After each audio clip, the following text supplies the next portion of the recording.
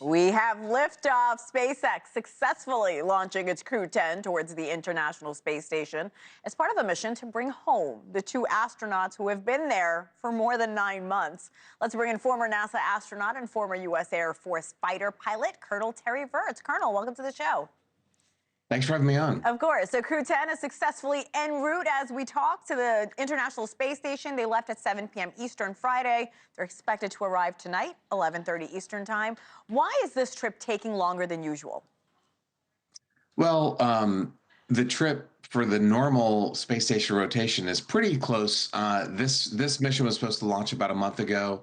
SpaceX had some technical problems. They have several different capsules that they're launching, and they had some internal problems with different capsules and thrusters and different kind of normal things. So this is about a month later than it should have been. Of course, the big issue is for the two Boeing astronauts who have been on the space station, as we all know, for the last 8 or 9 months or so.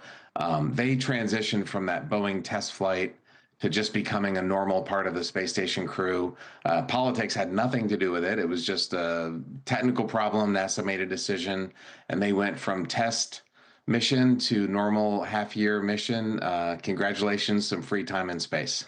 So let's take a step back here. Williams and Wilmore, to your point, they've been there since June 2024, far longer than anyone anticipated.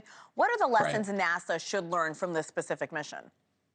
Well, I think one of the big lessons is how to handle an unexpected logistics challenge. So when you have someone in space for half a year or longer, they need a lot of clothes and underwear and food and a razor. Like for me, having a razor, I use a razor and my razor broke.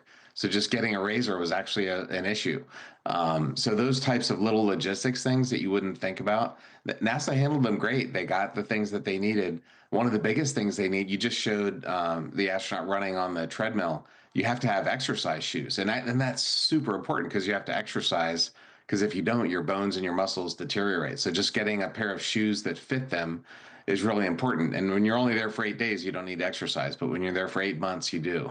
I'm so glad you shared your experience. I'm in total awe of you because you spent a total of 213 days in space over 2 flights. Incredible. Meanwhile, as we talk about Williams and Wilmore, they spent 283 consecutive days. I can't even imagine. That has to take a toll on a person. Can you talk us through what it's like being in space mentally, especially for an extended stay that was supposed to be a week? Yeah, well, when I was there, I was supposed to have a 169-day flight, and several different, a SpaceX, a Russian rocket, and another rocket blew up. And when the Russian rocket blew up, we ended up getting stuck in space, kind of like they did.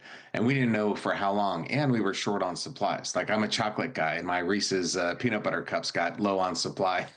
Now, for me, it only ended up being a month, but at the time, we weren't sure how long it was going to be. So mentally, you have to just say, the way I handled it was I looked at it like, I got the rest of my life on Earth. I'm going to make the most of my time in space. Otherwise, it could be pretty depressing.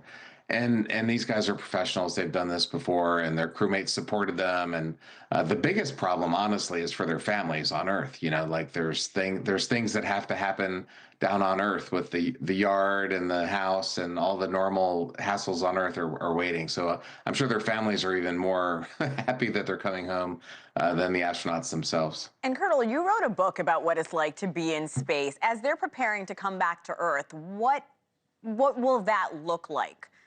What will that experience be once they get back here? Yeah, good point. How to Astronaut. It's a book with short essays about kind of random topics about being in space. And one of them was coming back to Earth. And for me, there were two overwhelming things, both when I flew on the space shuttle and when I did my long duration. I flew with the Russians on a Soyuz capsule. I felt heavy. I remember I had to grab my helmet. They said, "Hey, Terry, I was the last guy out of the shuttle, so you're next." And I grabbed my helmet and I was like, "Be careful, this thing weighs 500 pounds." So I felt heavy and I felt dizzy. I was able to walk around. NASA tortures you. They make you close your eyes and put one foot in front of the other, and they make you do like a push-up and then stand up real fast because they're trying to see if you pass out from something called orthostatic intolerance, which is just lightheadedness. So I felt super dizzy. But for me personally, I recovered really quickly. A week after getting back to Earth, I felt I actually did a balance test, and my balance score was better.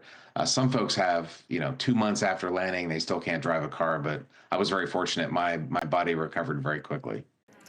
Thanks for watching. Go to joinnn.com to find NewsNation on your television provider. And don't forget to click the red subscribe button below to get more of NewsNation's fact-driven, unbiased coverage.